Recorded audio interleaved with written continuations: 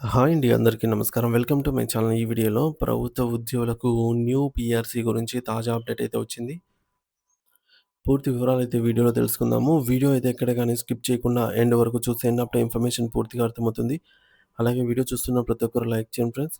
ఈ వీడియోని తోటి ఉద్యోగ పెన్షనర్లతో అయితే షేర్ చేయండి. కొత్తగా మన ఛానల్ చూస్తున్న వారు ఇంకా ఎవరైనా సబ్స్క్రైబ్ చేసుకోకపోతే వెంటనే మన ఛానల్‌ని సబ్స్క్రైబ్ చేసుకోండి. సబ్స్క్రైబ్ చేసుకోవడం వల్ల నేను చేసే ప్రతి ఒక్క వీడియో మీ వరకు రీచ్ అవుతుంది. ఇక ఆలస్యం చేయకుండా వివరాల్లోకైతే వెళ్ళిపోదాము. ఫ్రెండ్స్ ఇక విషయానికొచ్చినట్టయితే ప్రస్తుతం భారతదేశంలోని కోట్లాది మంది కేంద్ర ప్రభుత్వ ఉద్యోగులు మరియు పెన్షనర్లు ఎంతో ఉత్కంఠతగా ఎదురుచూస్తున్న అంశం ఎనిమిదవ వేతన సంఘం ఎయిత్ పే కమిషన్ గురించి మనం చాలా లోతుగా మరియు విశ్లేషకంగా తెలుసుకునే ప్రయత్నం చేద్దాం. ఎందుకంటే ఇది కేవలం జీతాల పెంపు మాత్రమే కాదు, రాబోయే దశాబ్దాల పాటుగా ఉద్యోగుల ఆర్థిక గమనాన్ని నిర్ణయించే దిక్సూచి. మన ముందున్నటువంటి తాజా సమాచారం ప్రకారం కేంద్ర ప్రభుత్వ ఉద్యోగుల బేసిక్ సాలరీలో ఏకంగా 66% భారీ పెంపు ఉండాలనే డిమాండ్లు ఇప్పుడు దేశవ్యాప్తంగా మారుమ్రోగుతున్నాయి. ఈ 66% అనేది అంకెను నిజంగానే వినగానే చాలామందికి ఆశ్చర్యం రావచ్చు. కానీ దీని వెనుక ఉన్నటువంటి గణిత లెక్కలు మాత్రమే లేవు. మారుతున్న సామాజిక మరియు ఆర్థిక పరిస్థితులు దాగి ఉన్నాయి. ఒక దేశం యొక్క ఆర్థిక వ్యవస్థ ఏ దిశగా ప్రయాణిస్తోంది, నిత్యం పెరుగుతున్న ద్రవ్యోల్బణం సామాన్యుడి జేబును ఎలా ఖాళీ చేస్తోంది అనేది అర్థం చేసుకోవడానికి ఈ డిమాండ్ ఒక చక్కటి ఉదాహరణగా అయితే నిలుస్తుంది.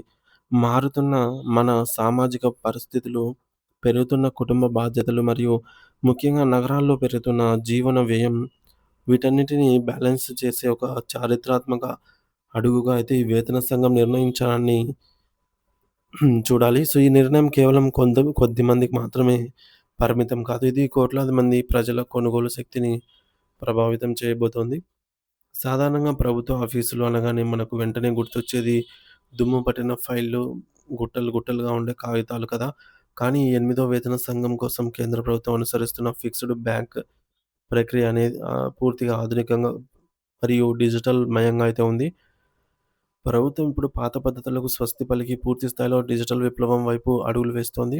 దేశవ్యాప్తంగా ఉన్న వివిధ ఉద్యోగ సంఘాలు, పెన్షనర్ల అసోసియేషన్లు మరియు ఆర్థిక నిపుణులు తమ ప్రతిపాదనలను ఏప్రిల్ 30వ తేదీలోపు సమర్పించాలని ప్రభుత్వం స్పష్టమైన గడువు విధించింది.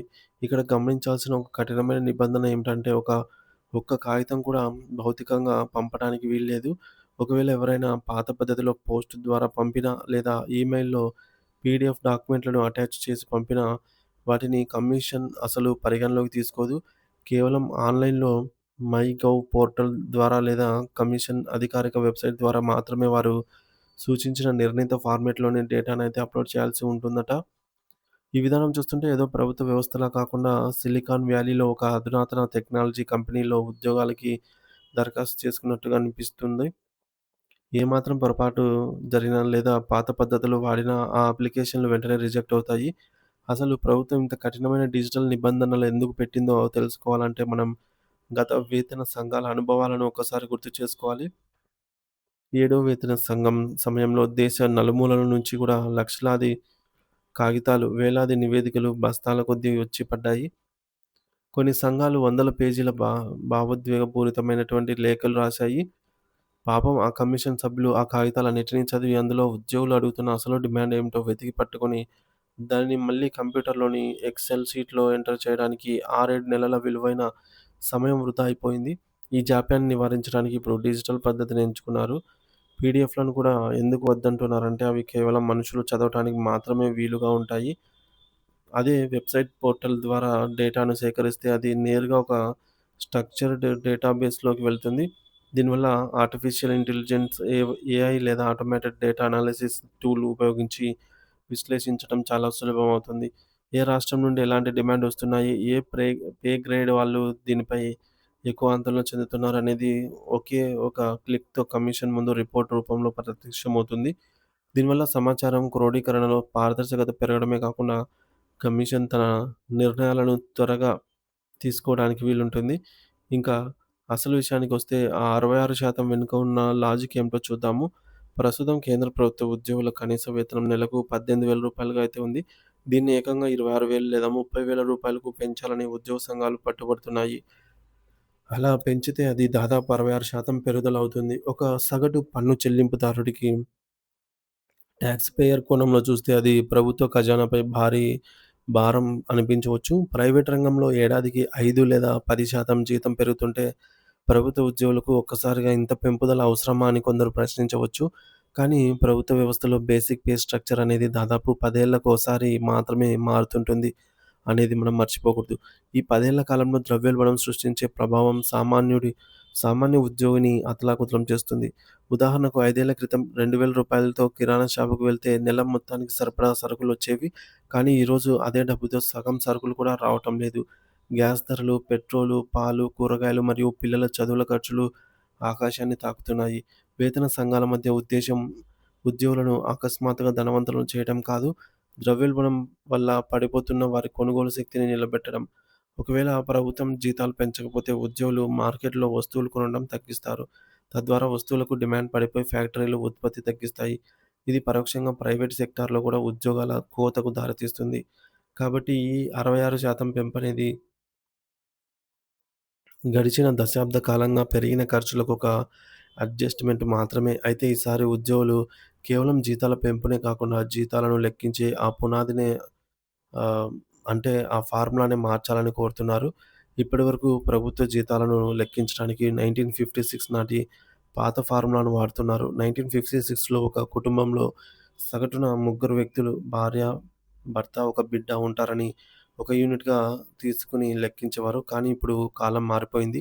సమాజం మారింది. ఇప్పుడు ఉద్యోగ సంఘాలు ఆ ముగ్గురు సభ్యుల ఫార్ములాను పక్కన పెట్టి ఐదుగురు సభ్యుల యూనిట్‌గా భార్య, భర్త, ఇద్దరు పిల్లలు మరియు తల్లిదండ్రులు పరిగణించి జీతాన్ని లెక్కించాలని కోరుతున్నాయి. దీన్ని సోషియాలజీలో ఈ మేరకు శాండ్‌విచ్ జనరేషన్ సమస్య అంటారు. అంటే ఒకవైపు పెరుగుతున్న పిల్లల భారీ చదువుల ఖర్చులు, మరోవైపు వయసు పైబడిన తల్లిదండ్రుల విపరీతమైన వైద్య ఖర్చుల మధ్య నలిగిపోతున్న తరం. మరి 40 ఏళ్ల ఉద్యోగి తన పిల్లల స్కూల్ ఫీజుల కోసం లక్షలు ఖర్చు చేయాల్సొస్తోంది. అలాగే తన తల్లిదండ్రుల ఆరోగ్యం కోసం హాస్పిటల్స్ చుట్టూ తిరగాల్సొస్తోంది. ఈ 2 బాధ్యతలను సక్రమంగా నెరవేర్చాలి అంటే ముగ్గురు సభ్యుల లెక్క ఏమాత్రం సరిపోదు.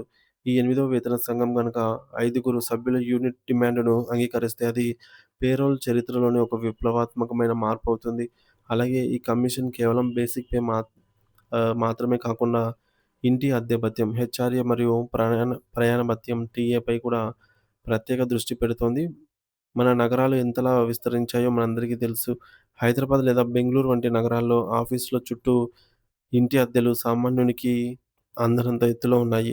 దీనివల్ల ఉద్యోగి నగర శివార్లలో ఇల్లులు వేసుకొని రోజుకు 30-40 కిలోమీటర్లు ప్రయాణించాల్సొస్తోంది. పెరిగిన పెట్రోల్ ధరలు, టోల్ గేట్ ఫీజులు మరియు ట్రాఫిక్ వల్ల కలిగే అలసటను పరిగణలోకి తీసుకుంటే పాత పద్ధతిలో ఇచ్చే ట్రావెల్ అలవెన్స్ ఏమాత్రం సరిపోదు. అందుకే ఈ కమిషన్ హెచ్ఆర్ఏని నగరాల కేటగిరీలను బట్టి వాస్తవిక అద్దెలకు అనుగుణంగా మార్చాల్సి ఉంటుంది. ఏప్రిల్ 30 గడువు ముగిసిన తర్వాత కమిషన్ ఈ ఆన్‌లైన్ డేటాను విశ్లేషించి తన తుది నివేదికను ప్రభుత్వానికి సమర్పిస్తుంది. ఇది కేవలం మా ఒక అంకె మార్పు కాదు. కోట్లాది మంది ఉద్యోగుల మరియు పెన్షనర్ల జీవన ప్రమాణాలను సమీక్షించే ఒక బృహత్తర కార్యక్రమం. ఈ నిర్ణయాలు భవిష్యత్తులో ప్రైవేట్ రంగంలోని జీతాల నిర్ణయానికి మరియు దేశవ్యాప్తంగా కనీస వేతనాల చట్టాల మార్పుకు ఒక కొత్త బెంచ్ మార్క్‌గా అయితే మారతాయి. మనమందరం ఆశించినట్టుగా ఈ వేతన సంఘం ఉద్యోగుల కష్టాలను గుర్తించి ఒక సానుకూల నిర్ణయం తీసుకుంటుంది అనైతే ఆశిద్దాం.